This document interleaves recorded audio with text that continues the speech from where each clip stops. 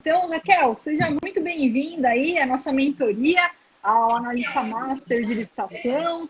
A gente vai bater um papo aqui, tá? Fazer um bate-papo aí descontraído. O que eu puder te ajudar aqui nessa mentoria, vou ficar à disposição.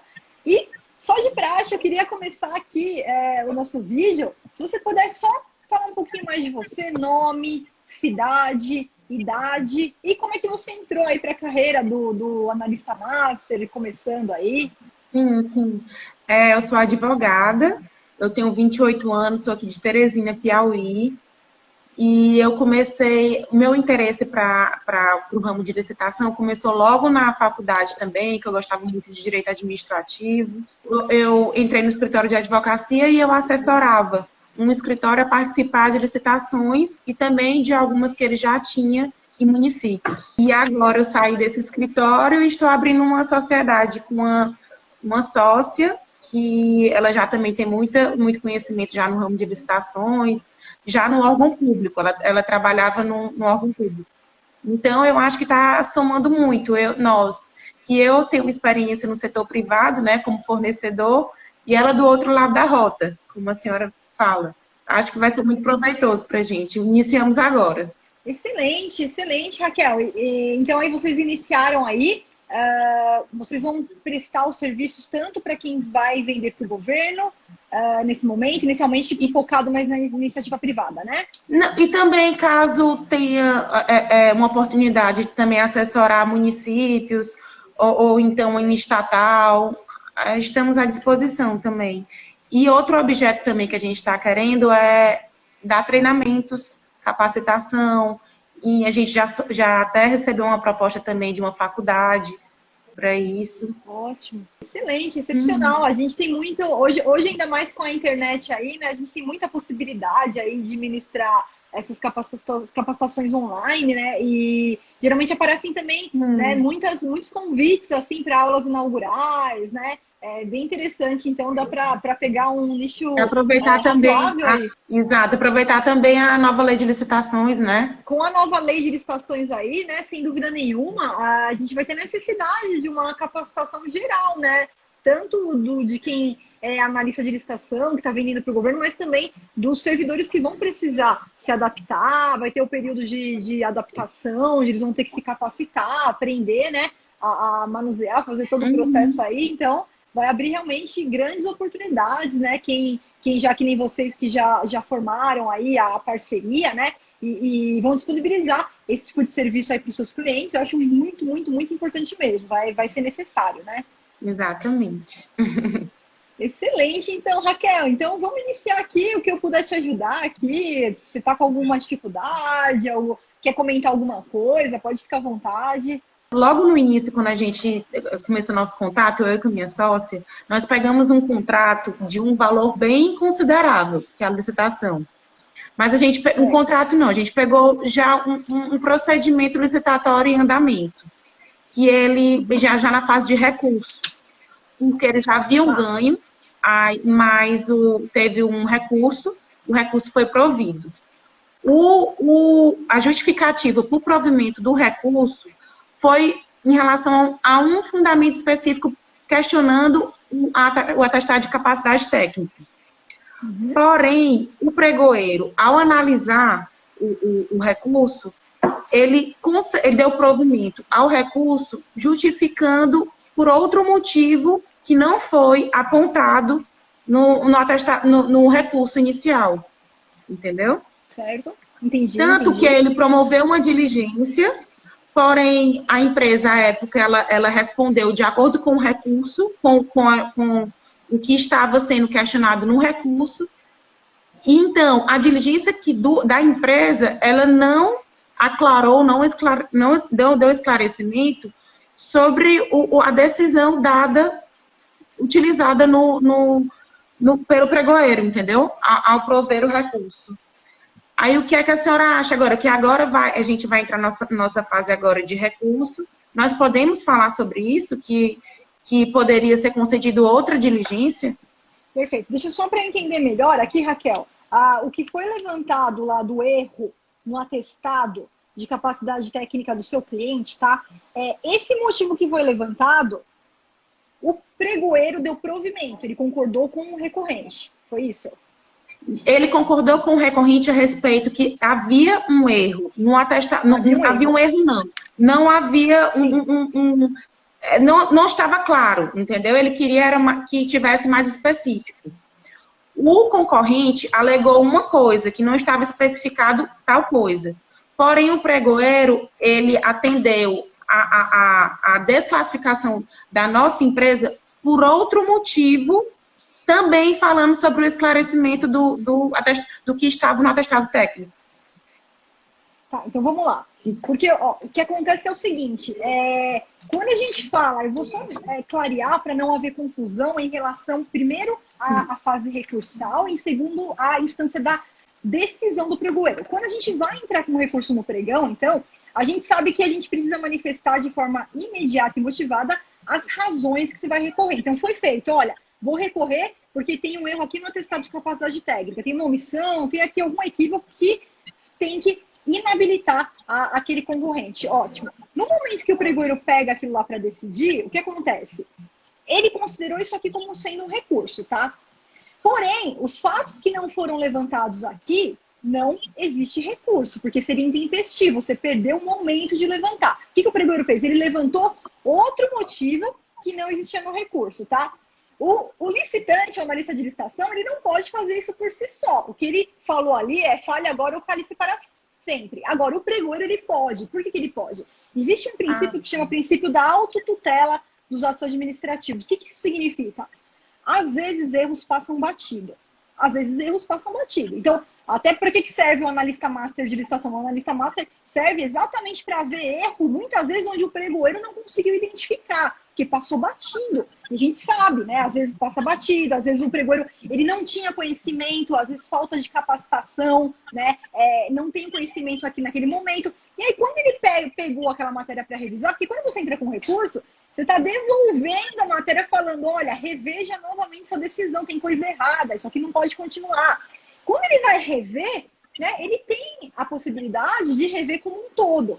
Então, se nesse momento que ele for rever, ele encontrou uma nova irregularidade, uma nova ilegalidade, um novo erro que tinha passado batido lá na sessão, a qualquer momento ele pode levantar isso sim. Por quê? Porque não adianta nada ele ir para frente com o licitante, que tem ali um erro, seja na documentação, seja na proposta, e daí adjudicar, homologar, e depois alguém vem com uma denúncia, entra com uma denúncia no órgão de controle e fala, oh, isso aqui está errado. O que ele vai ter que fazer? Ele vai perder tudo, porque é do ato viciado em diante, nada pode ser aproveitado. A gente pode aproveitar antes do vício. Então, o vício foi feito aqui, ó, na habilitação, no documento. Poxa, o pregoeiro não viu. Mas na hora que alguém entrou com recurso, trouxe para ele a possibilidade de retratação, de reanálise daquela matéria, ele identificou um outro erro. Ele pode usar isso? Pode, com certeza, pelo princípio da autotutela dos atos administrativos. Tem, inclusive, assim, se ele não fizer isso e esse erro for descoberto mais para frente, dependendo da gravidade, ele perde tudo. Às vezes o contrato está ali pronto para ser assinado. Então, eu sempre falo para os servidores, meus alunos, gente, viu o erro? Não importa o estágio que você se encontre. É claro, o serviço já foi executado, o prédio já foi feito, você não vai derrubar o prédio, ali acabou, você vai ter que pagar quem fez o prédio, vai receber normalmente e bola para frente. Mas quando há identificação ainda ali durante a licitação, ele tem que trazer à tona sim, e se for um erro que cause a inabilitação, a desclassificação, ele tem que voltar à fase e tem que corrigir isso daí, inabilitar, desclassificar e dar andamento. Agora, o que pode acontecer? Veja, a fase recursal ela passou, tá? Só que se ele levantou um fato novo, né? Veja, isso aqui não é muito comum de acontecer. Raquel, não é muito comum de acontecer. Mas a partir do momento que ele levou um fato novo e te desclassificou, te inabilitou por um fato novo, né? O que tem que acontecer nesse momento? Ele teria que dar oportunidade para você se defender novamente. Então tem muito professor que acha isso um absurdo, né? É um absurdo porque não vai dar novamente uma possibilidade de recurso. Mas ele tomou uma nova decisão. Então, se ele te desclassificou, te inabilitou por um novo fundamento, ele teria sim que dar a possibilidade de você defender, porque a gente tem uma nova decisão, com um novo resultado, e de qualquer decisão lesiva a você, a sua empresa, cabe o recurso. Então, ainda que seja um fato novo, ele tem que voltar para você a possibilidade, ainda que ele abra uma nova etapa recursal, tá? Ainda que aconteça isso, olha, são casos raros. Porque, de praxe, só para quem está ouvindo aqui não me interpretar mal, como é que funciona o recurso? Pregão, tenho que manifestar, olha, eu quero recorrer disso, tá? Da habilitação do meu concorrente porque tem um erro aqui no atestado. Ótimo. Abriu a etapa recursal. Agora é o momento de falar. Você vai ter 3 dias para entregar as suas razões. E esse sujeito que você recorreu vai ter mais 3 dias para entregar as contrarrazões do recurso, tá? Acabou aí, acabou, o pregoeiro vai decidir, ponto final, não volta mais. Não vai refalar o que já foi falado, mas nesse momento ele levantou um novo fundamento. Ah, não, aqui tá a parte do atestado, mas olha só, encontrei um outro erro fatal aqui.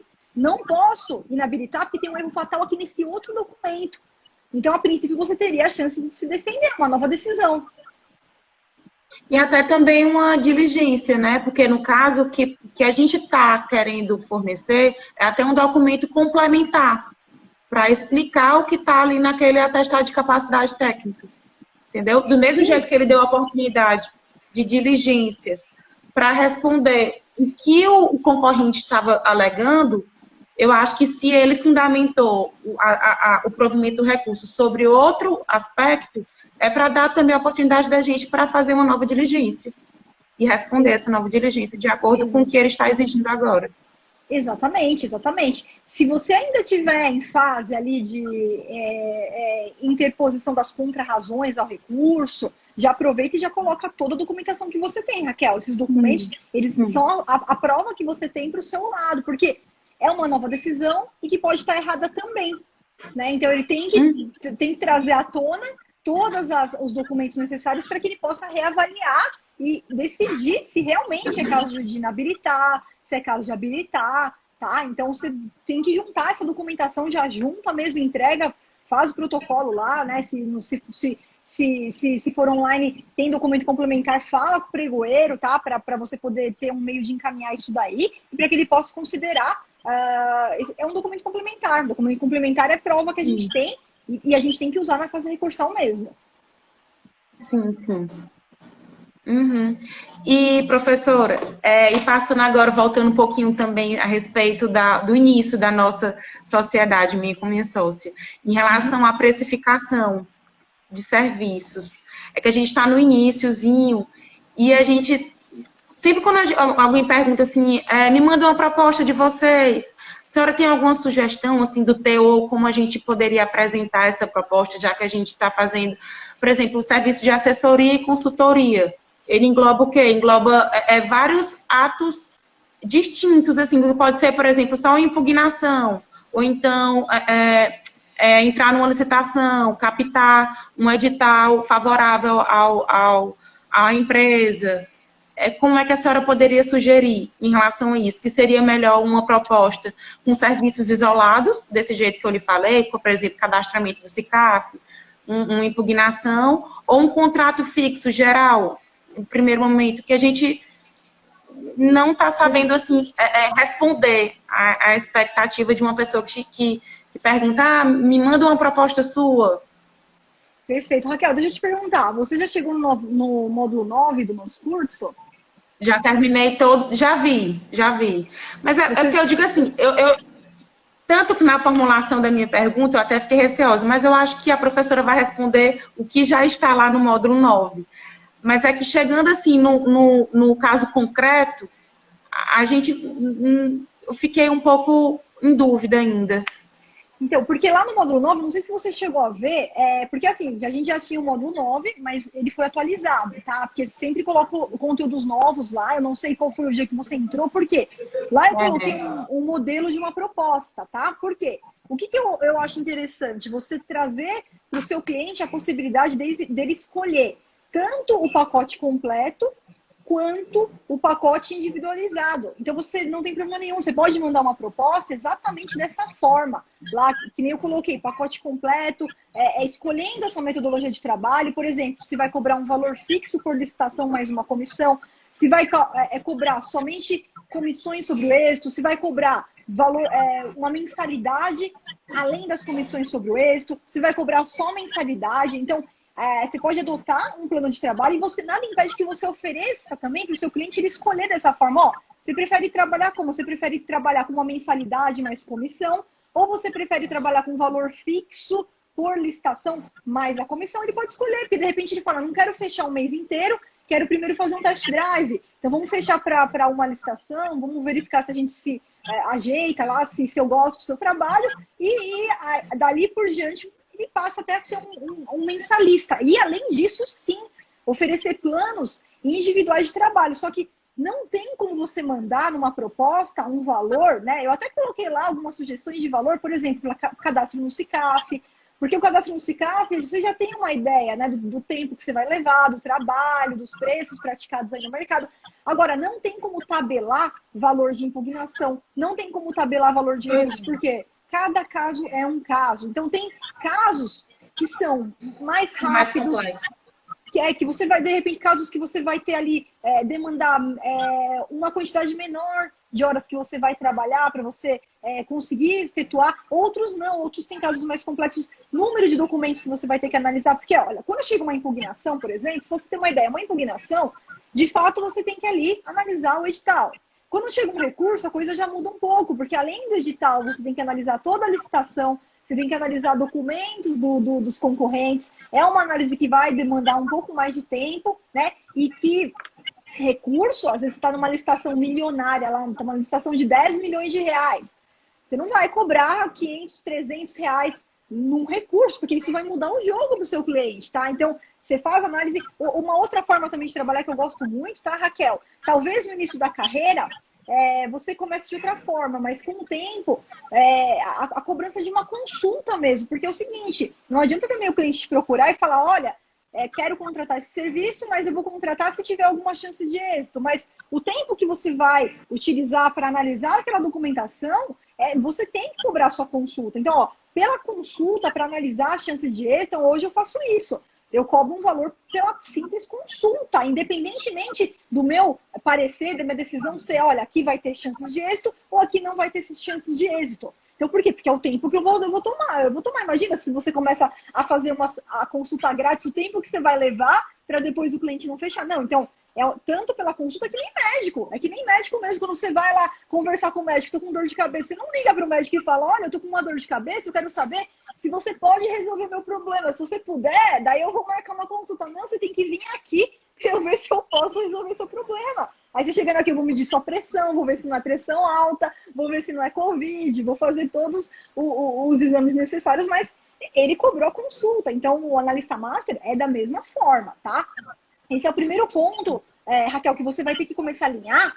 E a proposta, ela pode ter esses valores fixos, tá? Seguindo as linhas que eu coloquei lá, por exemplo, você pode adotar um valor dependendo do valor da licitação. Licitações até R$1 milhão, eu vou cobrar tanto.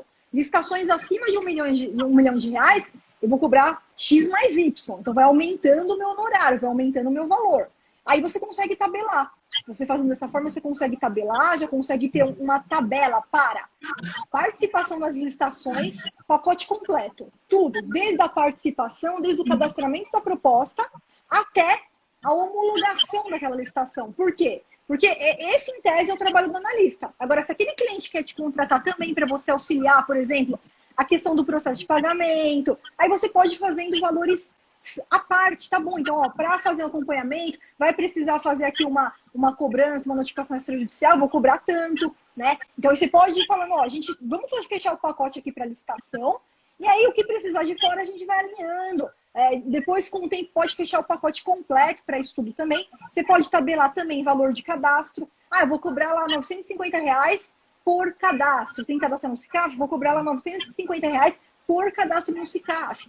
Vou cobrar R$350 por cadastro no Comprasnet, que eu já faço para você, já te mando o seu login, senha de acesso, tudo certinho. Agora, o que não dá para tabelar? Não tem como tabelar o valor de uma impugnação, o valor de um recurso, porque é o caso a caso.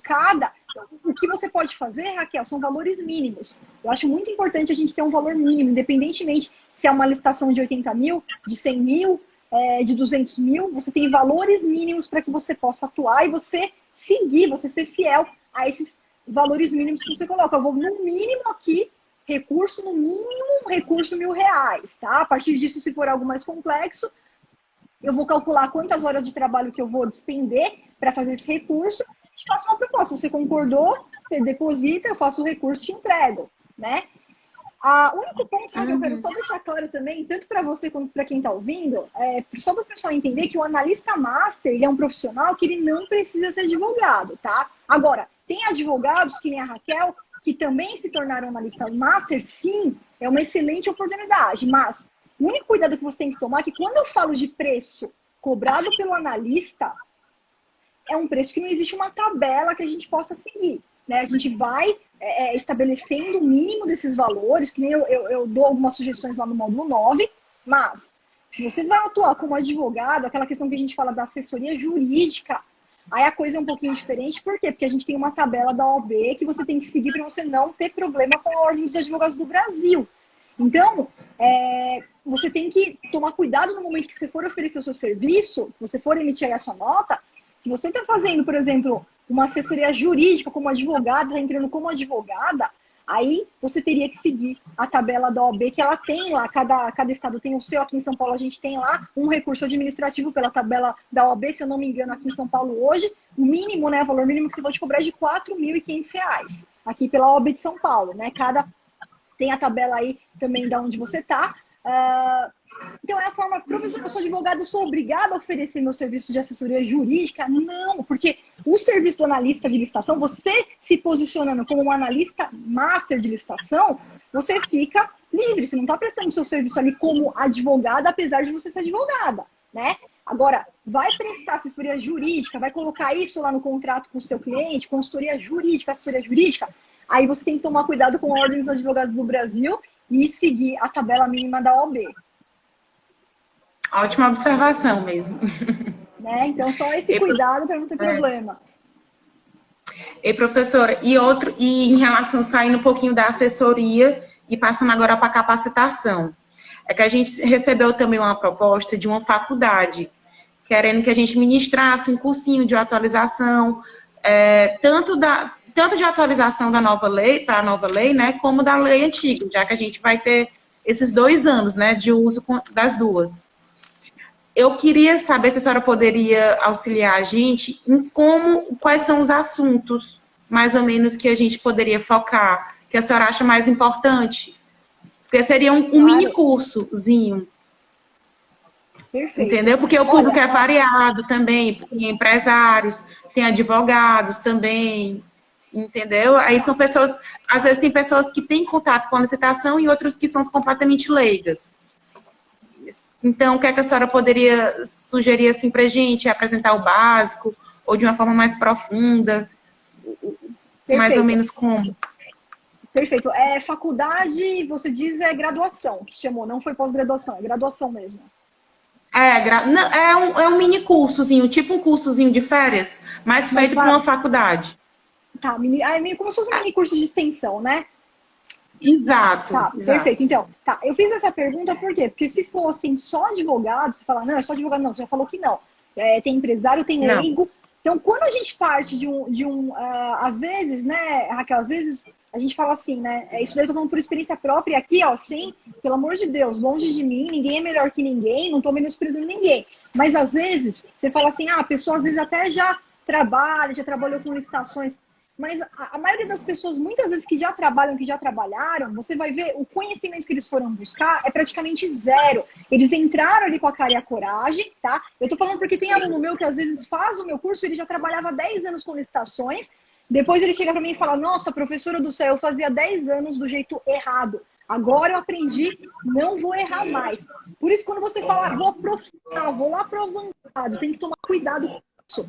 Porque se vai tomar cara, tem muitos leigos, né? Pessoa que não teve ainda nenhuma, não sabe nem direito o que é licitação, tá? Tem lá um ou outro que já conhece um pouquinho, mas não quer dizer que o olhar que você tem, às vezes, daquele que conhece mais, que ele já é um avançado que você vai poder lá destrinchar e entrar no cerne da questão. Então, eu sempre gosto, quando é um curso mais genérico, um mini curso, veja, não é um curso, por exemplo, que você me falou assim, professora, a Câmara aqui da cidade chamou a gente para dar um curso para o setor lá do pessoal que já trabalha com licitação há muito tempo. Aí já é algo que você já consegue aprofundar bastante. Mas como é um mini curso genérico desvinculado, a minha opção é que você comece pelo básico, comece pelo beabá e que você leve na manga algumas questões também para que, se de repente a turma ela tiver um bom rendimento, um bom desenvolvimento,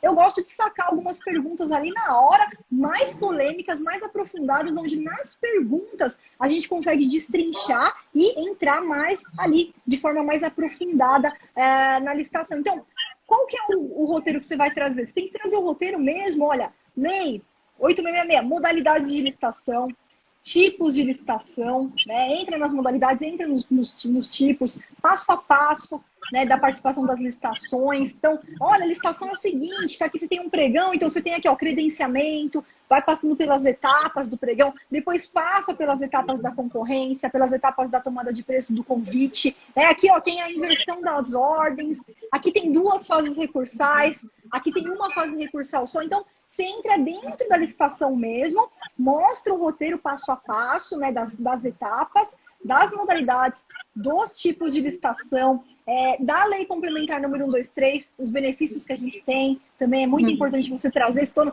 Sistema de registro de preço também é importante você ter um tópico sobre o SRP, trazer para eles o que é o SRP, como é que funciona, qual que é a diferença do SRP para uma licitação tradicional, né? Então,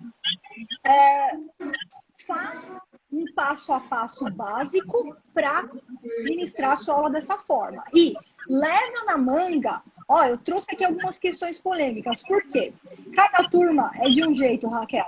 Tem turma que pergunta muito e tem turma que não pergunta nada. Então, isso não tem como a gente saber, a gente vai saber na hora que a gente chegar lá. Por que eu sempre levo questões nos cursos que eu ministro? Porque se o desenrolar da turma é uma quantidade de perguntas enorme, a gente vai ter que seguir ali o programa que você se propôs, você vai ter que cumprir, né? E respondendo as perguntas que vão aparecer. Se não, ninguém perguntou nada, você tá adiantada, já coloca o pessoal em grupo, vamos agora responder aqui, ó, eu trouxe aqui algumas questões polêmicas, monta aí grupos de 1, de 2, de 3, vamos responder, ou faz individualmente, não tem problema, depois a gente apresenta aqui as questões.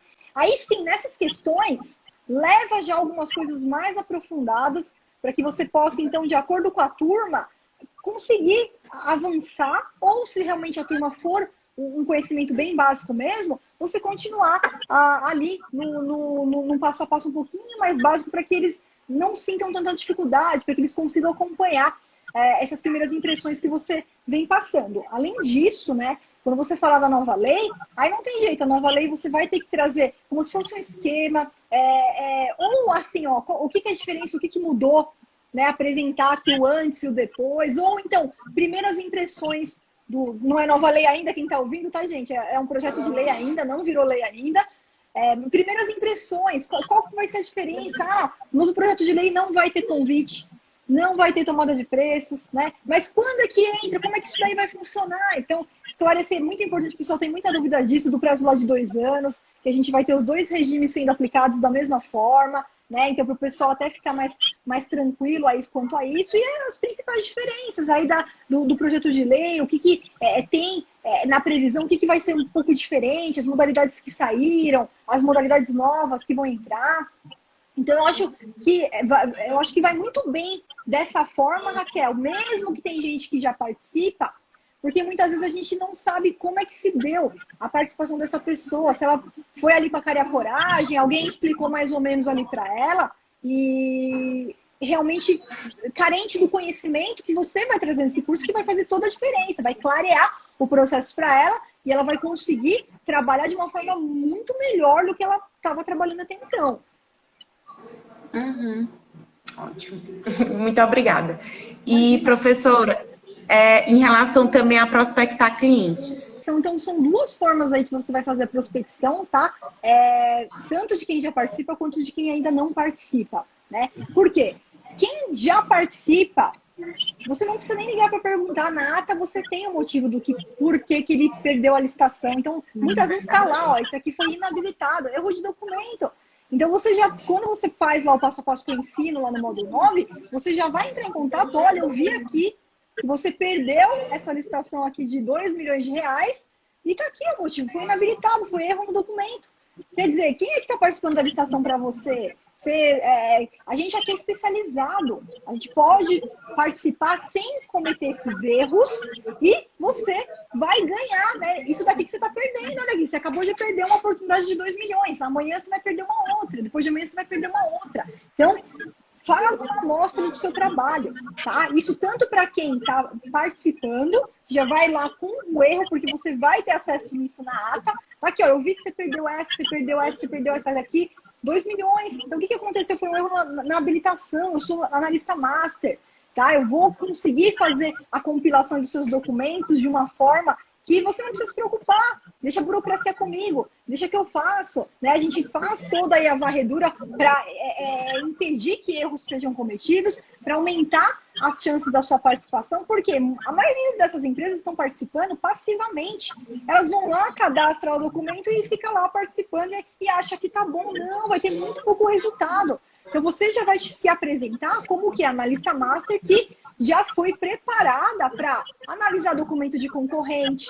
Se o órgão cometer algum erro lá, você não deixar esse erro te prejudicar, pelo contrário, você sabe entrar com os recursos, você sabe fazer as defesas que precisam ser feitas para conseguir maior chance de êxito, tá? E aí você vai começar a trabalhar e mostrar os seus resultados. Uma vez que você começa a apresentar os seus resultados, vencendo aquelas licitações, você já ganhou seu cliente, você já fideliza. Por que o cliente vai ficar batendo a cabeça na parede, errando, cometendo erros, se ele pode fechar com você, você cobra a sua comissão e todo mundo sai ganhando, né? Porque a sua comissão, acaba que ele coloca no lucro dele, ele também repassa isso daí para o órgão, então todo mundo ganha, você não vai ter um gasto a mais ali, vai passar para como se fosse um lucro dele que ele vai te repassar, tá?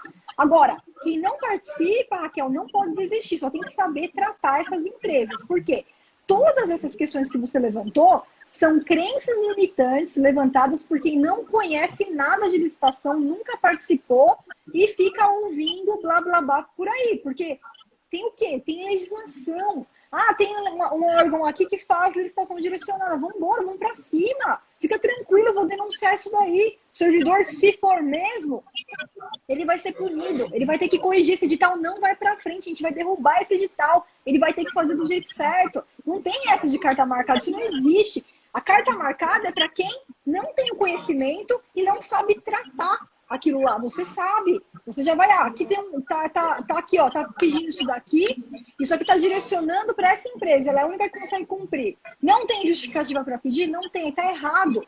Vamos derrubar, vai entrar com denúncia, vai entrar com representação, vai entrar com o que quer que seja, isso vai ser derrubado. Eu acabei de pegar um processo aqui que eu fiz uma denúncia no Tribunal de Contas aqui de São Paulo, Tribunal de Contas de São Paulo, perfeito, já mandou a irregularidade, o servidor vai ser punido, que foi um erro e ainda não foi nenhum erro assim, não foi corrupção, nada disso, foi um erro mesmo de falta de conhecimento, mas que foi repetido. Eles já tinham sido alertados, eles repetiram o erro e agora o servidor ele vai tomar uma punição aqui por esse equívoco. Então, está na sua mão. Tá? Então, você tem que se apresentar para o seu cliente como, olha, fica tranquilo que se for carta marcada, a gente vai desmarcar essa carta. Né? A gente vai desmarcar, porque quem te disse isso, quem disse isso para você, né? Se você falando para o seu cliente, é uma pessoa que não tem vivência, não tem clareza, acha que licitação é carta marcada, porque nunca estudou, nunca se aprofundou, nunca trabalhou. Se trabalhou, foi como aventureiro, sem conhecimento nenhum, e aí sai afirmando isso, porque provavelmente aquela pessoa perdeu, né, e teve que jogar a culpa em alguém. De fato, é isso daí que acontece. A pessoa perde, nem sabe o que fez de errado, e aí sai falando que é carta marcada. Não, né? Então, tanto a questão da corrupção quanto a questão do direcionamento. Agora, a questão do governo não pagar, tá? Isso é mais uma crença limitante, por quê?